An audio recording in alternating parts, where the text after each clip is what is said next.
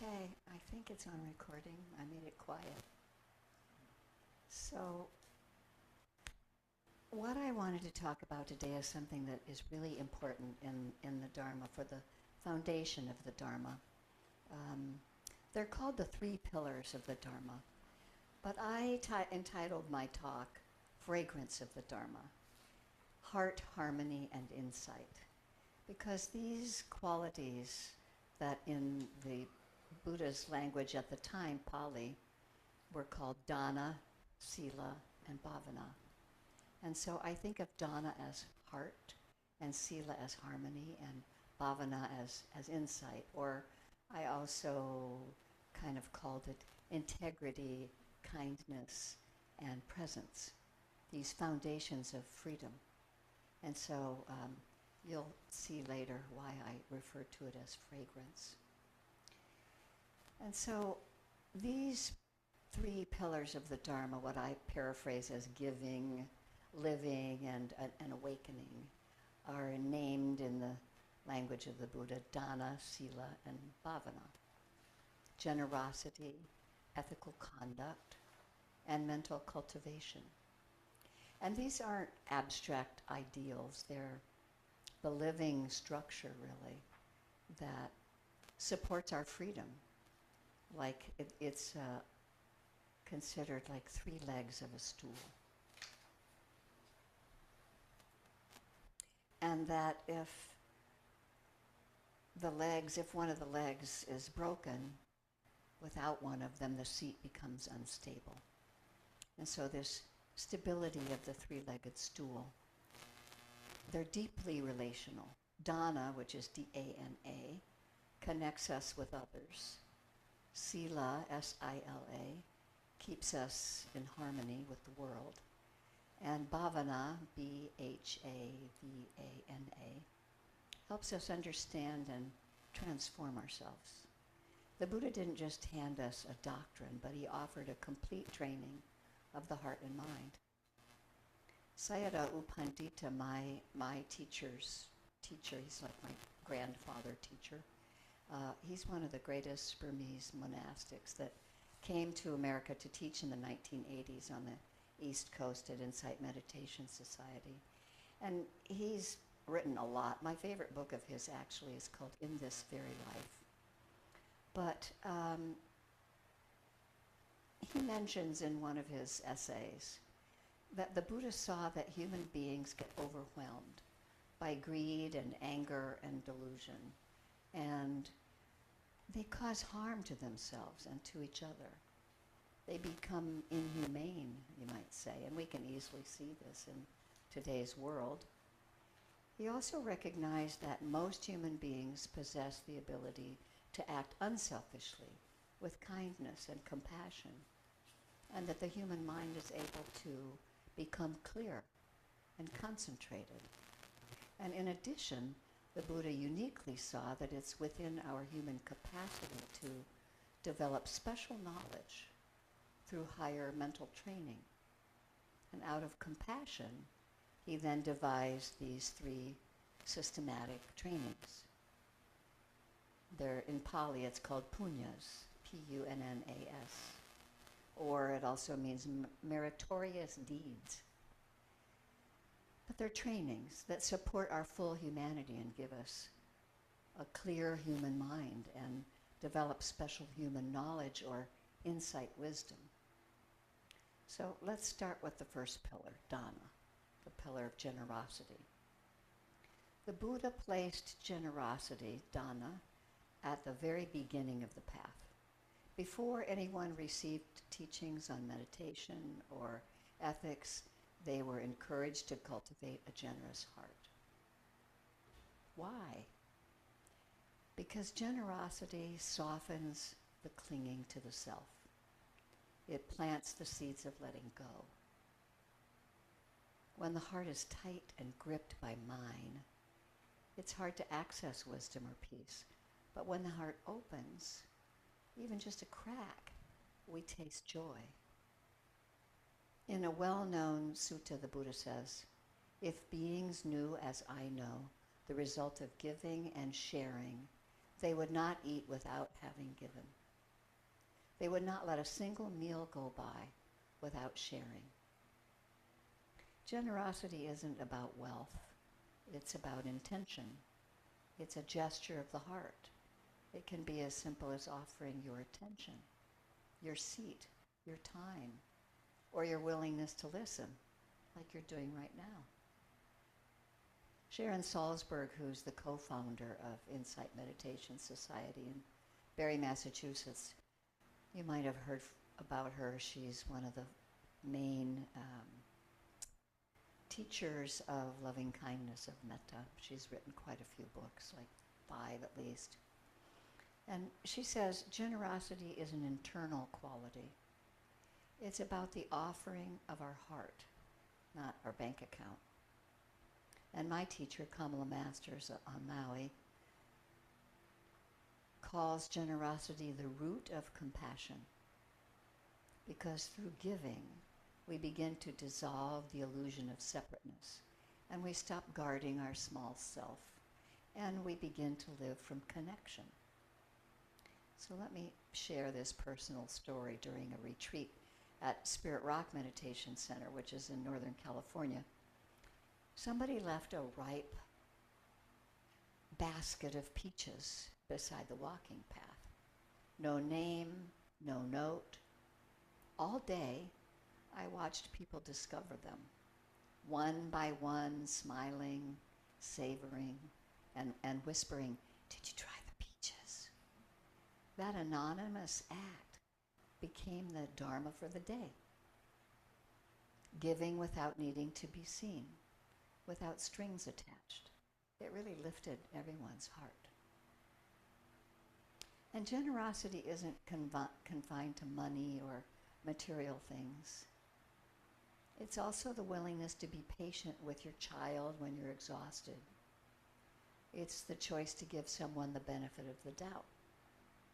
It's pausing to say, "How are you really?" to someone who looks tired.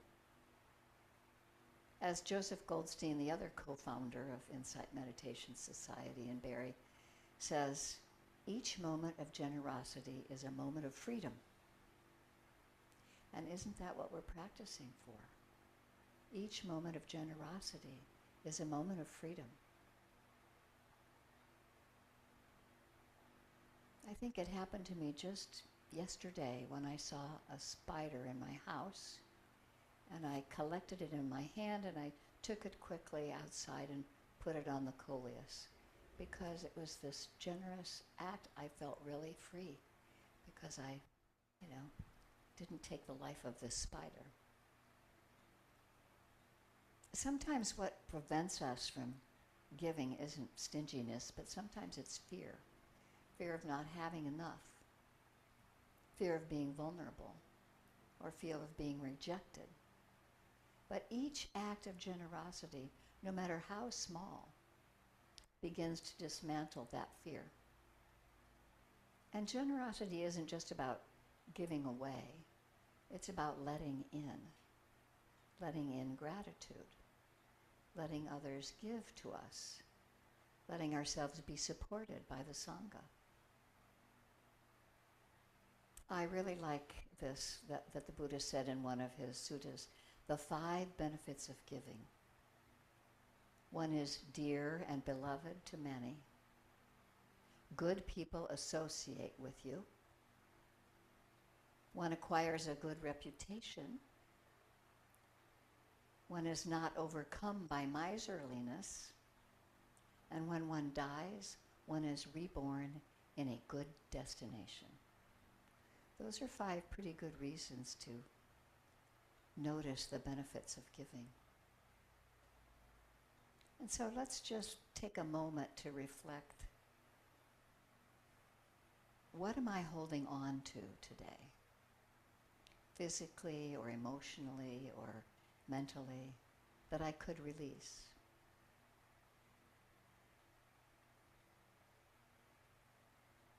Not out of guilt or pressure, but from love, because the act of giving transforms both the giver and the receiver. What am I holding on to today? physically, emotionally, or mentally, that I could release. And I'm going to give you an opportunity, if you feel like it, to share a little bit about this. I can pause the recording and we can support you and be your witness if you feel like you want to share anything. We've got the microphone that you turn on, and Margaret can hear us, or Margaret can speak. But if anybody has any reflection of what you think you're holding on to physically or emotionally or mentally, how this idea of Dāna can be what do we have to let go? Does anybody feel like they want to share anything? It's not mandatory or anything. Just want to give you the opportunity. Yeah. If you would take that microphone and turn it on, there's a switch on the side. Yeah, and you have to, Okay. that'll do it. And if you would say your name and your pronouns. I'm Laura, she, her pronouns. Been having a lot of fear lately. A little bit closer. Oh, geez, is that better? Yeah. But having a lot of fear lately, and it's resulting in having difficulty sleeping. So I'd really like to release that. Mm-hmm. Yeah. Mm-hmm. Thank you. Yeah. Anybody else have anything they've noticed that what you're holding on to and you might want to release?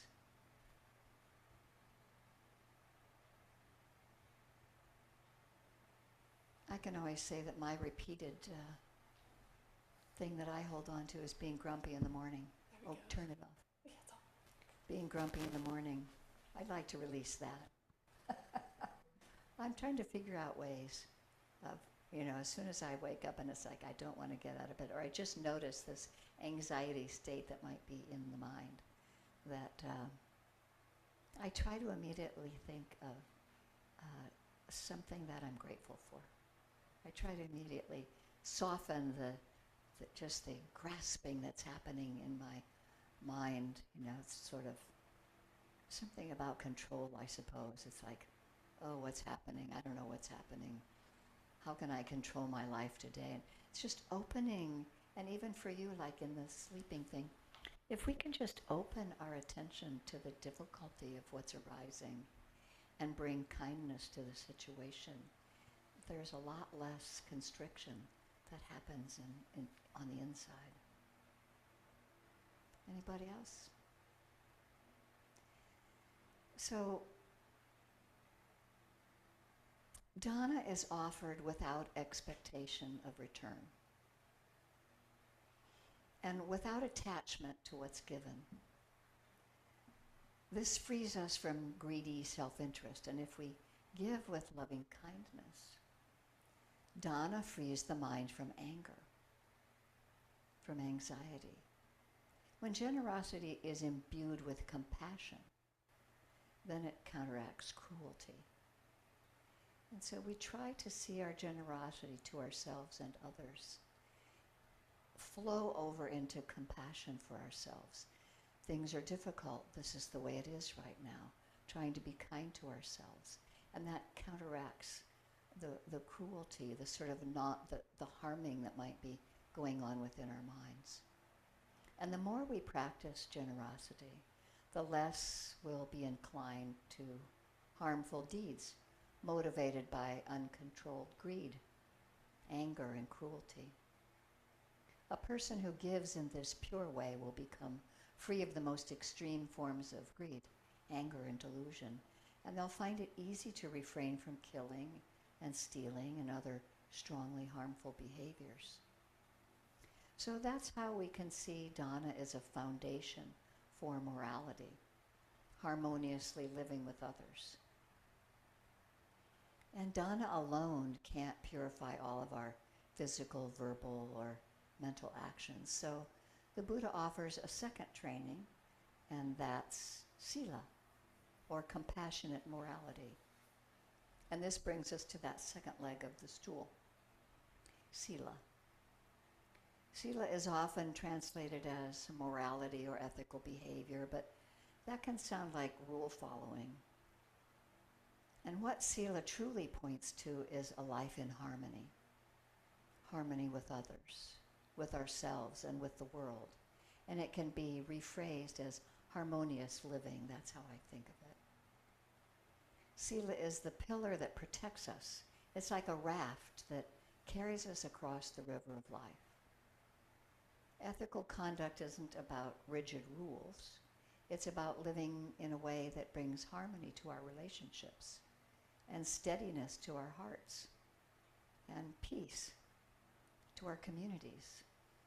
It's not about being good or perfect. It's about being trustworthy, harmless, and aligned. The Buddha put it beautifully in the Dhammapada, verse 55. This is where the title of my talk came from, about fragrance. He said, "The scent of virtue is sweeter than the scent of flowers." This is beautiful to me. It reminds us that virtue leaves a subtle trace, like a fragrance. We might not notice it right away, but it lingers in our relationships, in our restfulness, in our ability to trust ourselves. And when we live ethically, speaking truthfully, acting with kindness, refraining from harm, our actions leave a kind of invisible scent in the world, just as a blossom's aroma is carried far beyond the plant itself. The sweetness of integrity travels further than we will ever know, touching people and places we might never meet. This fragrance of virtue becomes a quiet gift to the world, offered simply by the way we choose to live. So you can see how I chose the title, Fragrance of the Dharma, Heart Harmony and Insight. In the Majjhima Nikaya, which is one of the translated group of suttas, it's called Majjhima Nikaya, it's the middle length discourses. And this was the Buddha talking to his son when his son decided to become monastic, and he's training his son. And he says, whenever you want to do a bodily, verbal, or mental action, you should reflect on it. Would this action lead to suffering for myself or others? If so, it is unfit. If not, it is fit. This simple guideline makes ethics less about rule following and more about wise discernment and compassion. Sila is also a systematic training, like Dāna, generally expressed as keeping at least 5 precepts, trainings that we understand the benefits of. How many of you know about the 5 precepts? Know the 5 precepts? Well, we had some nuns here visiting last year. They have to keep 327 precepts. As lay people, we just like to notice, pay attention, and try to live our lives with 5 precepts. And these are trainings that we understand the benefit. We figure it out. In lay life, it's expressed through these 5 precepts. Letting go of or refraining from certain activities. To refrain from killing. To refrain from stealing. To refrain from sexual misconduct. To refrain from false speech. And to refrain from intoxicants that could cloud the mind. And these aren't commandments. They're more like training wheels for the heart. And when we practice them, we begin to notice life feels much more peaceful when I'm not creating harm. Sila means taming our physical and verbal behavior. As human beings, we're social animals living with others on the planet. And obviously, most sentient beings don't want to be harmed. Each human being must control their own actions and speech. No one else can do that for us. We each can contemplate our actions. If that were done to me, I'd find it unbearable. The other person will feel the same way, so I won't do it. We may need courage to restrain ourselves if the impulse toward harm is strong. Bhikkhu Analayo, a very modern contemporary Buddhist monk and scholar, meditation teacher. He was born in Germany and in 1962, and the phrase for taking on robes or becoming a monastic is going forth. So he went forth and took on robes in 1995 in the Theravadan monastic tradition of Sri Lanka. And he's best known for his comparative studies of early Buddhist texts. We were just talking earlier today about what happens in the interpretations over time of various texts and various words, and how words were seen differently or they're translated differently in English. And so he's done a lot of early Buddhist text translations. He made this statement: ethics is not an external law. It's an expression of care for both ourselves and for others.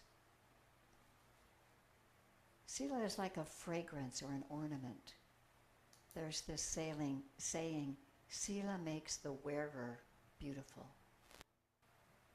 During the Buddha's lifetime, a divine being or a deva asked him a question in the form of a riddle. What is it that is good up until old age? And the Buddha said, Sila. Indeed, Sila is good from when we are born until the very moment we die. It's one of the most important trainings a human being can undertake. It's not only needed by Buddhists, it's needed by the whole world. Sila training makes a person a true human being. Without Sila as a base, it isn't easy to concentrate the mind and develop higher knowledge. And as we practice controlling our actions, we feel how dangerous and painful the tendencies of greed, anger, and delusion are. And Dāna, generosity, weakens these tendencies the more we practice it. A nun that I like to follow who lives in California now, she was a householder from Michigan, had 2 children, and didn't become a nun until she was in her late 30s or early 40s. Her name's Aya Santusika, and she has a Saturday morning meditation and question and answer time that I like attending, and it's outside of Santa Cruz, but it's online. She said, Sila is a mirror. When we keep it clean, we can see our mind clearly. Ethical living isn't really about perfection. It's about alignment. It's about the peace that comes when our actions and our words and our values are no longer in conflict. So another one of my personal stories was when I told a small lie to avoid hurting a friend's feelings. And I kind of thought it was no big deal. But afterward, every time I saw them, I felt a little off. I wasn't sure why. And finally I came clean and they weren't upset. But I was really stunned at how relieved I felt that the energy I'd spent managing that lie, keeping my story straight, was suddenly freed up. And I could breathe again. As Joseph Goldstein says, if we lie, cheat, steal, or act out of anger, the meditation cushion becomes a courtroom. The mind replays what we've done. How many of you have found this to be true? As soon as we sit down and close our eyes, there's all kind of judgments happening. So we try to keep ourselves clean, at least from the things that we can control around cheating or stealing or acting out of anger. And you know, today's world really invites us to blur the lines, especially nowadays. Blur those lines between truth and the spin, and between kindness and sarcasm, between urgency and aggression. With Sila, we're encouraged to notice the energetic feedback of our actions. This practice of generosity invites us, or the practice of Sila, of harmonious living, invites us to ask ourselves, am I in harmony with myself? Do my words cause connection or division? Is my consumption supporting well-being for myself or for others or for the planet? So let's think about that one again for another moment. Am I in harmony with myself? Do my words cause connection or division? Is my consumption supporting well-being for myself or for others or for the planet?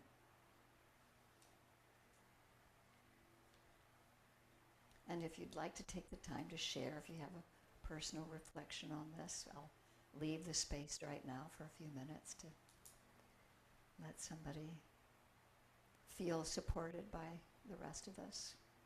Be your witness. Margaret, go ahead. Well, truthfulness ties right into this. To be truthful to my own heart is I really have to be clean and clear and be on the side of virtue. And it certainly feels good. It feels very good. And earlier when you were talking, I also thought of one of the first times when I was spending time at Wat Metta, and I was walking back to the place where guests, the guest house. I wasn't feeling fearful of walking at night. And I realized that I didn't have to worry about my keys or my belongings. And it was such a beautiful feeling just to have that freedom and to be among others who are practicing Sila, who are practicing a clearness of heart. Mm-hmm. Mm-hmm. Yeah. So, yeah. Thank you. Mm-hmm. Thank you. That reminds me of something that happened at one of the last retreats that I was helping my teachers. I was an assistant and managing at Cloud Mountain, and we all take the precepts at the beginning of the retreat. And there was a woman who came to the interview, and she was pretty sure that her wallet was missing. And she was worried, and most of us as teachers know that being there's never been any kind of incident like that, because people take the precepts, and it's a trusting environment at the retreat. And then it just so happened that the one of the office manager people had to go into the room next door to this person who said her wallet was missing.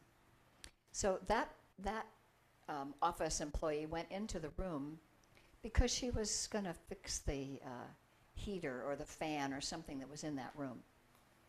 And mind you, everyone's in silence, so this woman making the report about her wallet saw the office manager go into the room next door. So then she wrote a message to the teacher saying, "Oh, well, maybe it's being handled. I saw someone go into the room next door and talk to somebody." So now we're going, oh my, what's happening? And then meanwhile, she had already said, she asked her husband at home to look for the wallet, and he couldn't find it. So she was pretty sure her wallet was missing. Oh, poor thing. By the end of the day, she wrote another note. And she said, "I found my wallet. I feel so foolish. I've been telling so many stories in my mind about all of this. And I'm really sorry if I caused any problems." So, you really begin to see what happens in what can happen in the mind when there's fear that arises, or you're mistrusting a situation, and then, here it is. Her husband found it at home. She didn't need to have all that worrying. And luckily for all of us, it sort of ended up the way we thought it probably would, that it would be found somewhere. But that practice of Sila, we particularly, if we do it in our daily lives and we have support of each other for trying to live the precepts, it can really bring freedom. I know in my younger years I lied about a lot of things, and I was always trying to keep the story straight with whoever it was I was talking to. And I just am really grateful for understanding more deeply the benefits of keeping precepts, living harmoniously with each other. So Sila is the container for insight. Joseph Goldstein says, when we act out of greed, hatred, or delusion, we're planting thorns in the path ahead of us. When we act from Sila, the heart doesn't contract. It feels light. We don't have to defend or explain. There's just peace. Sila gives us the courage to live honestly. As my teacher Kamala Masters from Vipassana Foundation on Maui, she puts it, ethical conduct isn't about judgment. It's about freedom from regret. Ethical conduct is not about judgment. It's about freedom from regret. Sila is the pillar that protects us. It's like a raft that carries us safely across the river of life. One of the most beautiful teachings on ethical conduct comes from one of the suttas where the Buddha describes the person who makes mistakes but recognizes it, confesses it, and makes amends is one of the most admirable types of beings. And so it's really helpful when you catch yourself to be able to talk to somebody else, a friend or someone in the Dharma, to acknowledge a mistake that you might have made and recognize it and, talk about it, confess it, and then make amends about it. And it's really an admirable trait, and it's something that monks and nuns do all the time on a regular basis. Like they have a time period where they just talk about where they might have made mistakes and make amends for it. So, if you've ever broken a precept, and most of us have, the moment of regret can be the gateway, really, to deeper Sila, to deeper harmonious living. And as Bhikkhu Analayo reminds us, the precepts are not meant to restrict us. They're meant to unburden us. Margaret? Kendall, is that monthly kind of confession known as Patimokkha? Yes. That's what I thought. Yeah, thank you. Mm-hmm. Yeah. So now we come to the third leg of the stool, or the third pillar of the Dhamma, Bhavana, Bhavana. Bhavana means mental cultivation. It's the practice of shaping the heart and mind through meditation, mindfulness, and wise attention. And it's the inner work that allows us to move from reactivity to response, from confusion to clarity. In that middle-length discourse, Majjhima Nikaya, one of them, number 19, the Buddha says, develop meditation, bhikkhus. A bhikkhu is a monastic person. Develop meditation, bhikkhus. A mind that is developed brings happiness. So what we found happened in bringing meditation to the West is that oftentimes people brought in meditation and they started teaching meditation first, but they did not really teach the foundation of the rest of the stool of Dāna and Sīla first. And so now it's, over the last 10 years, I'd say, at least in the more modern Western schools of meditation, of Buddhist meditation, Dāna and Sīla are given their proper due, because the Buddha always taught Dāna first, being generous first, and then laying the foundation of Sīla for harmonious living. And then from there, because there's so much security in that container, then meditation and the meditation of concentration is taught, and it can be developed and cultivated. And there's this, Bhavana literally means to develop or to cultivate, and it's often used to describe meditation. But it points more broadly to intentional training of the heart and mind.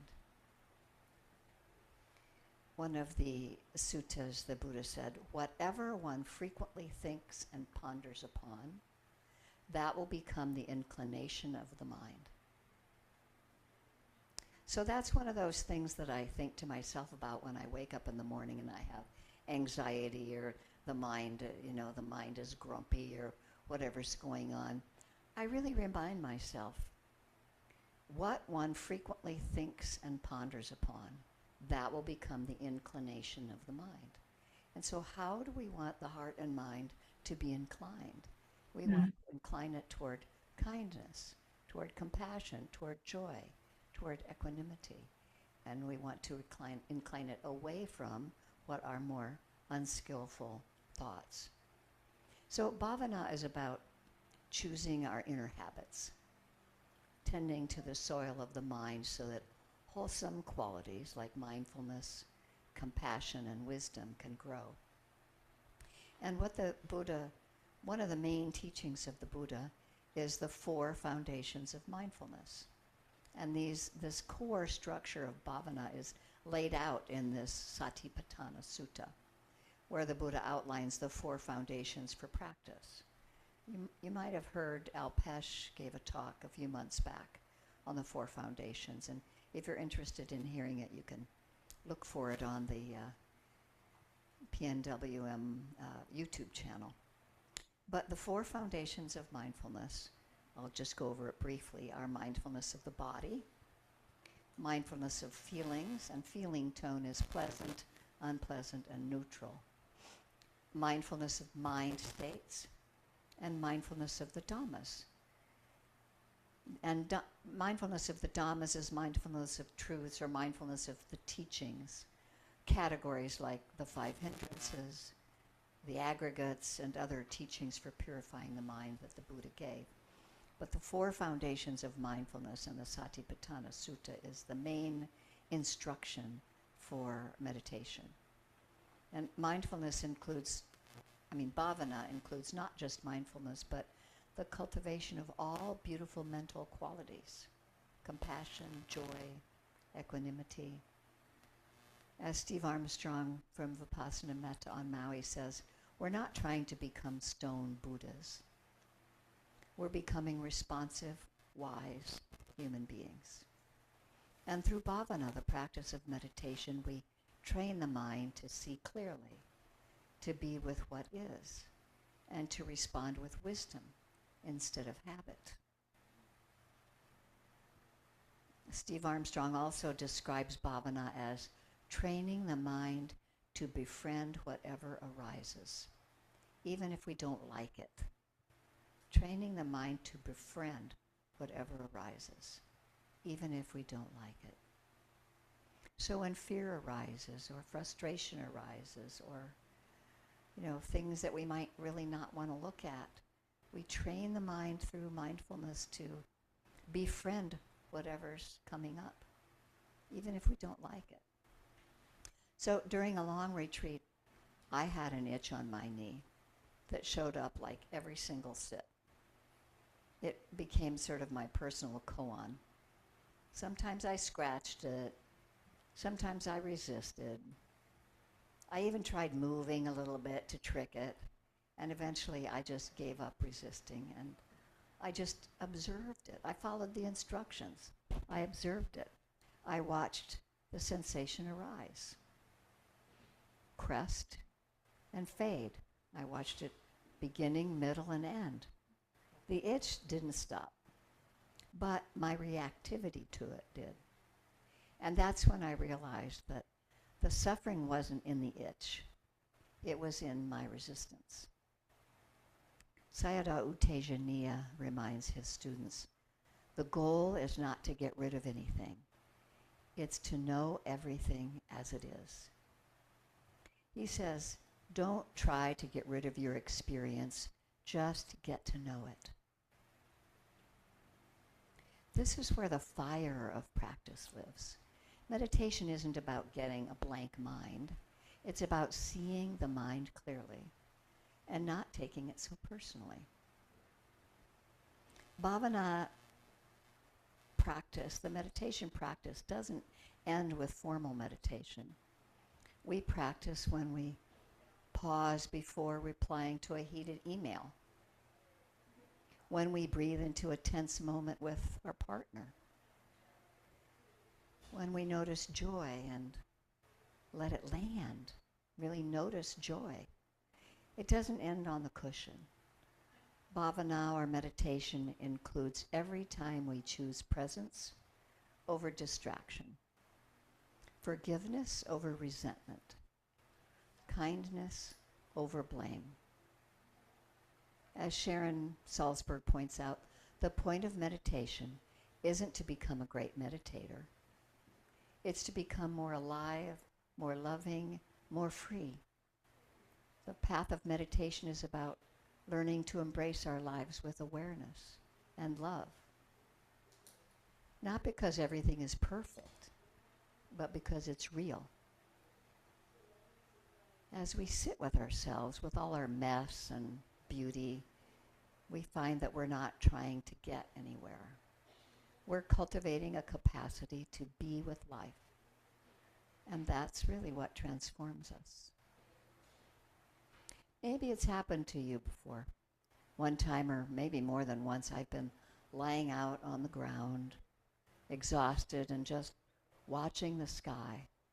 The clouds drift, the light changes. I wasn't meditating, but something opened. And I saw how thoughts came and went like the weather. I wasn't fighting them, just noticing. That's Bhavana too. Awareness itself becomes the refuge. So I'd like to stop here for a moment, and I want to offer a short guided meditation. But if you'd like to take a moment, if you have anything you want to share, or if you want to just stand up in place, take a short breath, that's fine. Before we have like about a 10-minute meditation on these 3 pillars. So is anything on the tip of your tongue? Because I've got questions to talk about later, but there might be something that's come up as a result of the talk about Bhavana. You want to take the mic?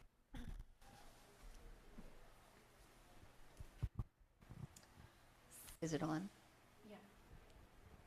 I'm Sina, she, her. As we were going through this exercise or Is it on? Okay. Dharma talk, I had a very interesting experience that was educational and kind of highlighted for me the state that my mind is in. A really nice day, I went with my grandmother. I'm a caregiver for my grandmother. She's almost 102. Oh. And we were walking out of this cute little market with some flowers and some cherries and into the parking lot, and this woman, backed out in front of us, and she nodded her head like this, and I thought, what did we do? And she was looking at me and my grandmother as we were walking, and as we got to our car and I was about ready to open the door, she pulled up alongside and she looked at us, and I'm like, uh-oh, here it comes. And she rolled down the window And without even thinking, the words that came out of my mouth was just, don't say anything. Because I thought she was going to say something awful like, watch where you're going, you know, you're not paying attention. And she said, I was going to apologize. And, oh, oh, I'm so sorry. I'm on edge. That's made me aware that I'm on edge. And she goes, don't worry, hun, we're all feeling it. You know, and I just said, thank you for this interaction today. I needed to be aware of that. Mm-hmm. And so it was good. Mm-hmm. Mm-hmm. It was good. Mm-hmm. Anyways, just wanted to share that. Thank you. Do you have any idea what she was apologizing for? The shaking her head thing? Yeah, she said she couldn't see well out of the corner of her eye. And she was like this, and I read her body language, you know, and that she was looking at him. I'm like, oh my gosh, you know. Yeah. And then Yeah. I thought, I don't know. Yeah. Well, I just thought she was going to say something really angry and mean, and I was ready for it. That was very sweet that she was going to apologize, and that was so conscious of you, really, to be able to say, I'm on edge. Yeah. That was really Bhavana. That was really noticing in daily life activity how the practice can come up when you're in the middle of something really challenging.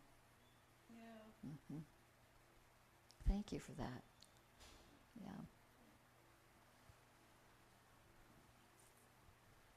You want to say something? I was just going to get some water. Oh, okay. Go get water. You know, that reminds me a little bit of one of the stories that Sharon Salzberg tells. I think she's telling it about kindness, but it's about how our practice works when we're not really aware of it. It's like most of the time she always berates herself when she does something wrong. And so she had to leave a retreat early because something was happening with her family. And she was packing, and she had a glass sitting on the sink in her room, and the glass got knocked off and shattered into a million pieces. And instead of berating herself like she ordinarily would have, what immediately came up was she held herself in kindness and forgiveness for doing it. And, you know, she said something like, you know, it's okay, sweetheart. Or she has phrases for taking care of herself, and you know, she'll call herself honey or sweetheart. And so, you know, she realized afterward that was how she saw the practice was working, because her regular habituated mind state of berating herself for doing something wrong didn't come up first. And in the midst of a challenging situation, like you're saying, you know, what came up was, you know, it's okay. It's okay. Yeah. Please. So I had put a lot of effort into this project at work and sent out an email, and then I get an email back from somebody who wasn't there saying, you should do this, this was wrong. And then, you know, my ego goes, no, it wasn't, she doesn't know what she's just trying to be mean to me, all these things. And I was like, okay, maybe she's right about some of these things, and maybe we could talk in person. So I just took a step back from, you know, taking it personally, because it's not personal. It's 100% on her. And, you know, if I can respond to her with kindness, maybe she can see that her behavior doesn't always have to put people on the back foot, if that's, you know, her intention. Yeah. Did you meet with her? So I said, let's meet Monday. So we'll meet Monday, yeah. Okay, we will hold you in kindness and compassion. Do you know this isn't the first time, and each time I've been extremely compassionate to her, and I think I just need to keep doing that. So, Which yeah. isn't easy when you're under critical fire. No, Yeah. no. Yeah. And, maybe if she can see that people can respond to her that way, maybe she'll find a way to change that within herself. Thank you. Laura, right? Yeah. Thank you, Laura. So let's just take a few minutes more, and then I'll turn the air conditioning back on. But I don't blame you. Sometimes I have this one running, but I didn't want all the sound in the Zoom meeting thing. So let's just take a few minutes. Just begin by arriving here again and letting the body settle.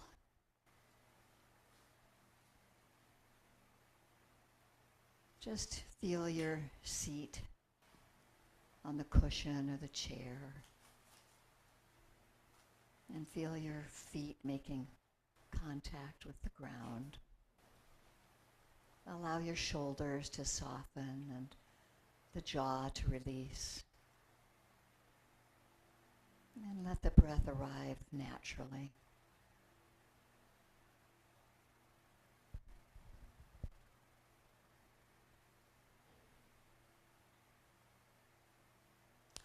Notice how it feels to pause. And just notice that you're already practicing presence.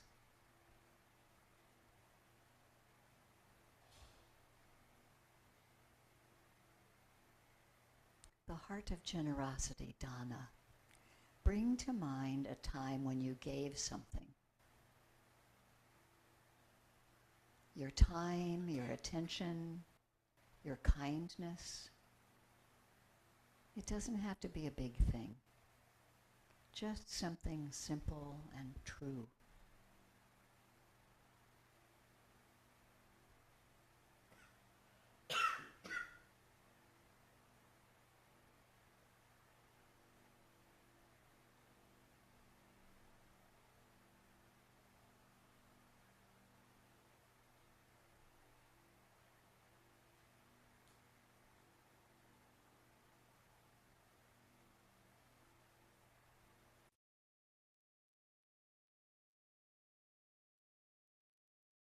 Notice what it felt like to give. What qualities were present in your heart? Warmth, joy, connection.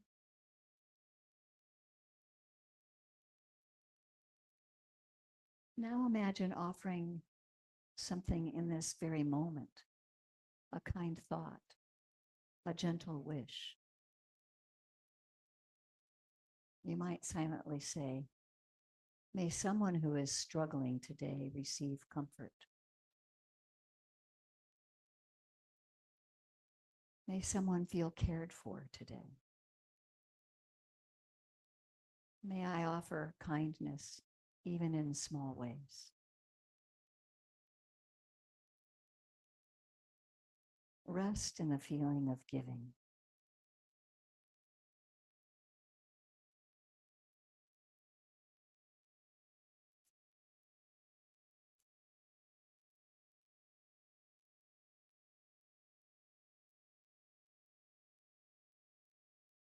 Now reflect on a time when you lived in alignment with your values. Sila, the ease of integrity. Maybe you spoke truth with courage. Maybe you chose patience over reactivity. Or maybe you simply refrained from causing harm.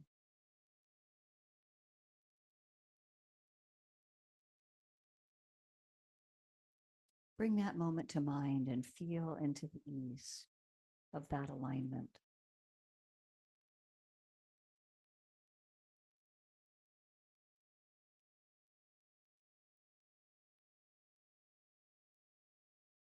Now imagine moving through your day with that same integrity,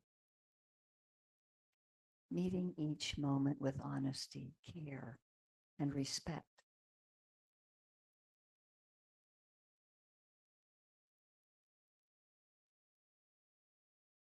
What would it be like to walk through the world with a clear heart?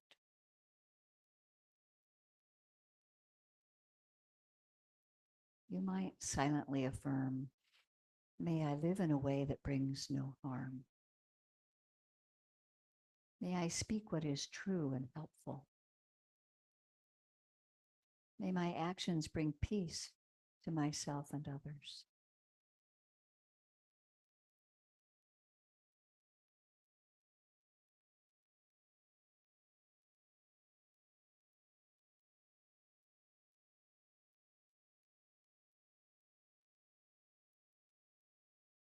Power of cultivation, Bhavana.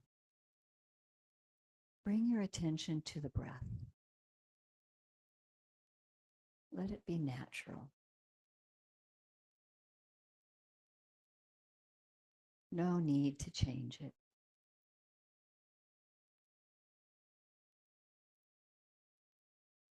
Just notice in and out.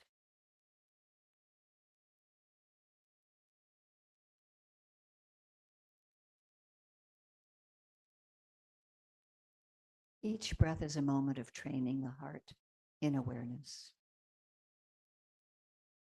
Thoughts may come, emotions may visit. Let them rise and pass like clouds.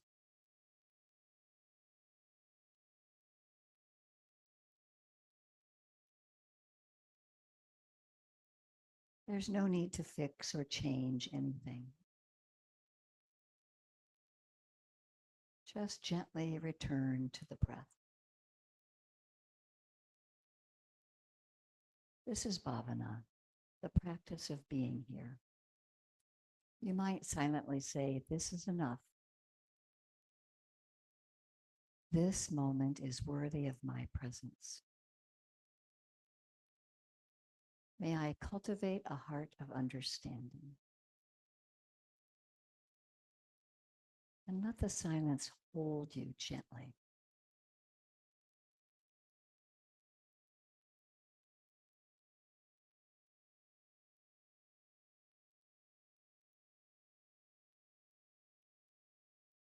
And now take a breath that feels nourishing. And thank yourself for showing up to this practice. Gently open up your eyes when you're ready and take a moment to notice how you feel.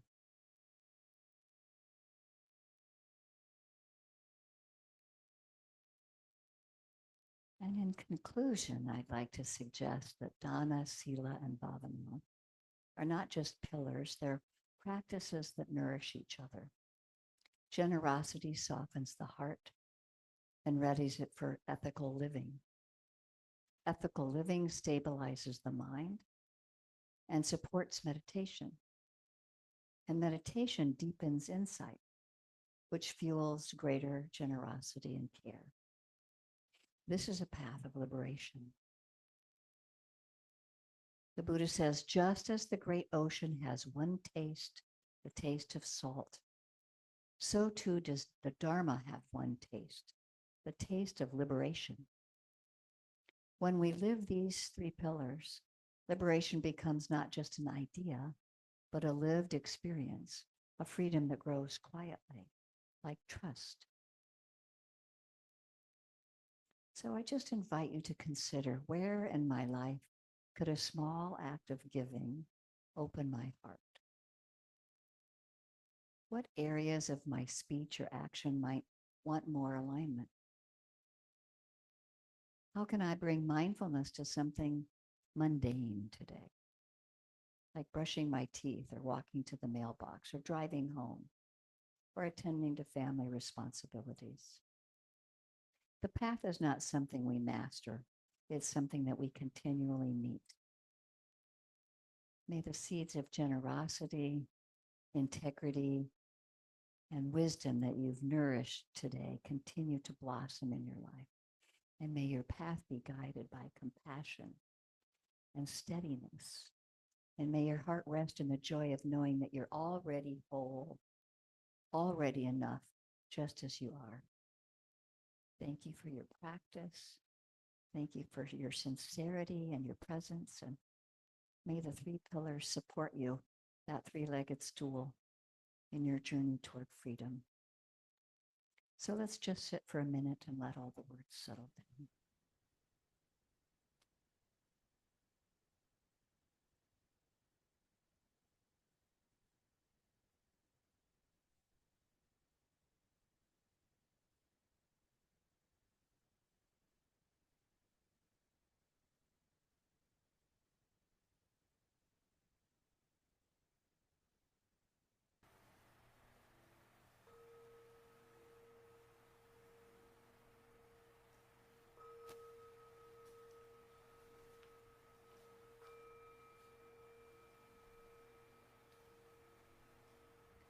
Thank you, thank you, thank you.